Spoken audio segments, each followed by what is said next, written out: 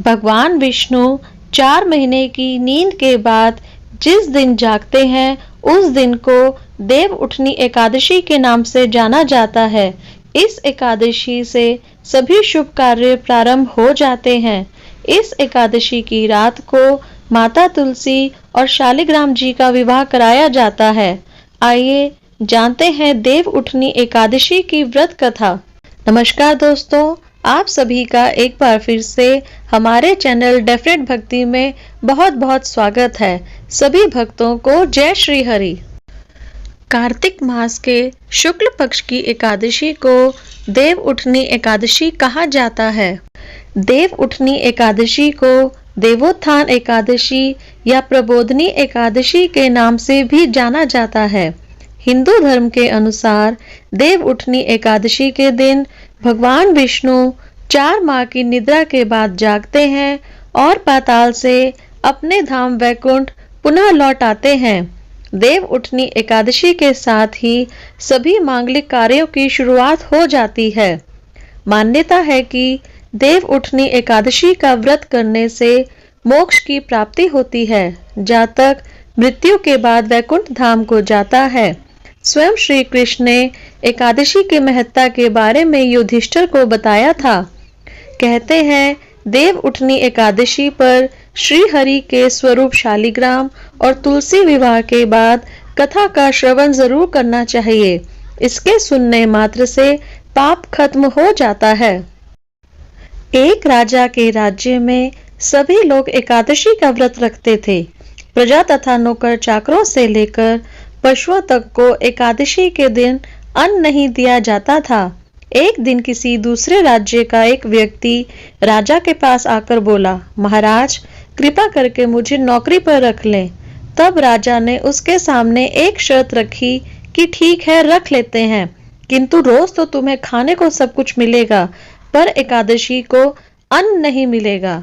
उस व्यक्ति ने उस समय हाँ कर ली, पर एकादशी के दिन जब उसे फलाहार का सामान दिया गया तो वह राजा के सामने जाकर गिड़गिड़ाने लगा, महाराज इससे मेरा पेट नहीं भरेगा, मैं तो भूखा ही मर जाऊंगा, मुझे अन्न दे दो। राजा ने उस शर्त की बात याद दिलाई, पर वह अन्न छोड़ने को राजी नहीं हुआ। तब राजा ने उसे आटा, दाल, चावल आदि दिए। वह नित्य की तरह नदी पर पहुंचा और स्नान कर भोजन पकाने लगा। जब भोजन बन गया तो वह भगवान को बुलाने लगा, आओ भगवान भोजन तैयार है। उसके बुलाने पर पीतांबर धारण किए भगवान चतुर्भुज रूप में आ पहुंचे तथा प्रेम से उसके साथ भोजन करने लगे। भोजन आदि करके भगवान अंतर्ध्यान हो गए तथा वह अपने काम पर चला गया।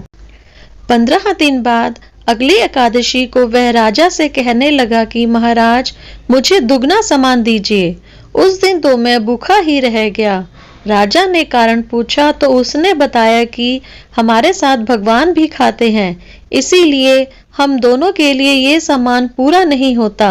यह सुनकर राजा को बड़ा आश्चर्य हुआ। वह बोला, मैं नहीं मान सकता कि भगवान तुम्हारे साथ खाते हैं। मैं तो इतना व्रत रखता हूँ, पूजा करता हूँ, पर भगवान ने मुझे कभी दर्शन नहीं दिए। राजा की बात सुनकर वह बोला, महाराज यदि विश्वास ना हो तो साथ चलकर देख लें। राजा एक पेड़ के पीछे छिपकर बैठ गया। उस व्यक्ति ने भोजन बनाया तथा भगवान को शाम तक पुकारता रहा, परंतु भगवान ना आए। अंत में उसने कहा, हे भगवान यदि आप नहीं आए तो मैं नदी में कूदकर प्राण त्याग दूंगा। लेकिन भगवान नहीं आए। तब वह प्राण त्यागने के उद्देश्य से नदी की तरफ बढ़ा। प्राण त्यागने का उसका दृढ़ इरादा जानकर शीघ्र ही भगवान ने प्रकट होकर उसे रोक लिया और साथ बैठकर भोजन करने लगे। खा पीकर वे उसे अपने विमान में बिठाकर अपने धाम को ले गए। यह देख राजा ने सोचा कि व्रत उपवास से तब तक कोई फायदा नहीं होता जब तक मन शुद्ध ना हो। इससे राजा को ज्ञान मिला। वह भी मन से व्रत उपवास करने लगा और अंत में स्वर्ग को प्राप्त हुआ। बोलो विष्णु भगवान की जय। एक अन्य कथा के अनुसार एक राजा था, उसके राज्य में प्रजा सुखी थी। एकादशी को कोई भी अन्न नहीं बेचता था, सभी फलाहार करते थे। एक बार भगवान ने राजा की परीक्षा लेनी चाहिए। भगवान ने एक सुंदरी का रूप धारण किया तथा सड़क पर बैठ गए। तभी राजा उधर से निकला और सुंदरी को देख चकित रह गया। उसने पूछा, हे सुंदरी, तुम कौन हो और इस तरह यहाँ क्यों बैठी हो? तब सुंदर स्त्री बने भगवान बोले, मैं निराश्रिता हूँ, नगर में मेरा कोई जाना पहचाना नहीं है, किससे सहायता मांगू? राजा उसके रूप पर मोहित हो गया था। वह बोला, तुम मेरे महल में चलकर मेरी रानी बनकर रहो। सुंदरी बोली, मैं तुम्हारी बात मानूंगी, पर तुम्हें राज्य का अधिकार मुझे सौंपना होगा। राज्य पर मेरा पूर्ण अधिकार होगा। मैं जो भी बनाऊंगी तुम्हें खाना होगा। राजा उसके रूप पर मोहित था, अतः उसकी सभी शर्तें स्वीकार कर ली। अगले दिन एकादशी थी। रानी ने हुक्म दिया कि बाजारों में अन्य दिनों की तरह अन्न बेचा जाए। उसने घर में मांस मछली आदि पकवाए तथा परोसकर राजा से खाने के लिए कहा। यह देखकर राजा बोला, रानी, आज एकादशी है, मैं तो केवल फलाहार ही करूंगा। तब रानी ने शर्त की याद दिलाई और बोली, या तो खाना खाओ, नहीं तो मैं बड़े राजकुमार का सिर काट दूंगी।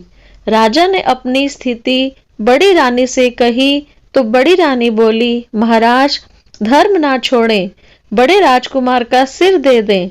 पुत्र तो फिर मिल जाएगा, पर धर्म नहीं मिलेगा। इस दौरान बड़ा राजकुमार खेल कर आ गया। माँ की आंखों में आंसू देखकर वह रोने का कारण पूछने लगा, तो माँ ने उसे सारी वस्तु स्थिति बता दी। तब वह बोला, मैं सिर देने के लिए तैयार हूँ, पिताजी के धर्म की रक्षा होगी, जरूर होगी। राजा दुखी मन से राजकुमार का सिर देने को तैयार हुआ तो रानी के रूप से भगवान विष्णु ने प्रकट होकर असली बात बताई। राजन, तुम इस कठिन परीक्षा में पास हुए। भगवान ने प्रसन्न मन से राजा से वर मांगने को कहा तो राजा बोला, आपका दिया सब कुछ है, हमारा उद्धार करें। उसी समय वहां एक विमान उतरा। राजा ने अपना राज्य पुत्र को सौंप दिया और विमान में बैठकर परम धाम को चला गया। बोलो विष्णु भगवान की जय। जगत चालपालं चलत कंठमालं शरश चंद्रभालं महादैत्यकालं नभो नीलकायं दुरावारमायं सुपद्मासहायं भजेऽहं सदाम्भोधिवासं कलत्पुष्पहासं जगत् सन्निवासं शतादित्यभासं गदाचक्रशस्त्रं लसत्पीतवस्त्रं हसच्च चारुवक्त्रं भजेऽहं रमाकण्ठहारं श्रुतिव्रातसारं जलान्तर्विहारं धराभारहारं चिदानन्दरूपं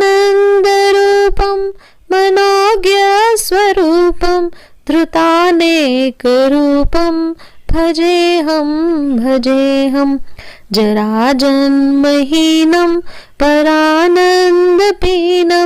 समाधानलीनं सदैवानवीनं जगज्जन्महेतुं सुरानीककेतुं त्रिलोकैकसेतुं भजेऽहं कृताम्नायगानं खगाधीशयानं विमुक्तेर्निदानं हरारातिमानं स्वभक्तानुकूलं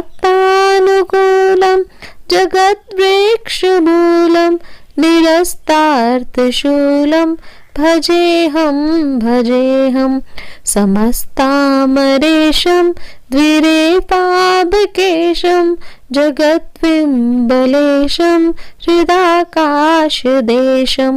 सदा देव्यदेहं विमुक्ताखिलेऽहं सुवैकुण्ठ गेहं भजेऽहं सुरालीबलिष्ठं त्रिलोकी वरिष्ठं गरुणां गरिष्ठं स्वरूपैकनिष्ठं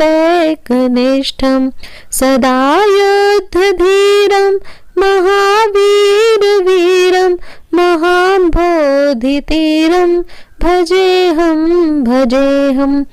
रमावामभागं तलानग्रनागं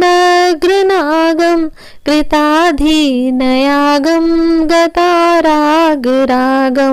मुनीन्द्रैर्सुगीतं सुरहसम्परीतं गुणोधैरतीतं भजेऽहं